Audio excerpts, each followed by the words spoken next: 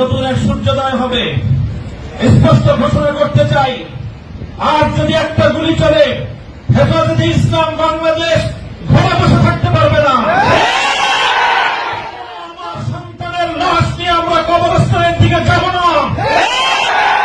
পরবর্তী সন্তানের লাশ কাঁধে আমির হেফাজত ইনশাআল্লাহ রাজপথে যখন নামবেন, টেকনাফ থেকে তেঁতুলিয়া পর্যন্ত পথ ভাঙ্গা সেই গণজোয়ার রুখে দেওয়ার সাধ্য কারো হবে না।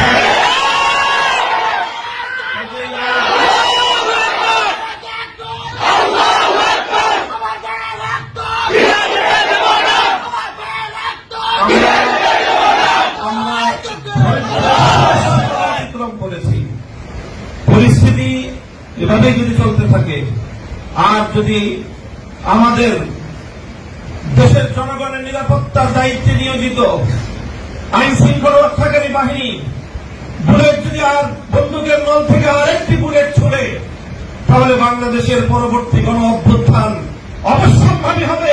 সে অভ্যুত্থান রুখে দিতে কেউ পারবে না। আমরা আল্লাহ পাক রব্বুল আলামিনের কাছে দোয়া করব, যারা বৈষম্যের বিরুদ্ধে জীবন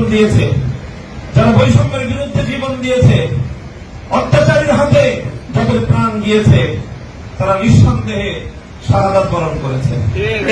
তবে সেই শহীদদের আত্মার মাগফিরাত শুধু নয়, বরং শহীদদের শাহাদাতের কবুল হওয়ার জন্য আমরা দোয়া করবো আল্লাহর কাছে।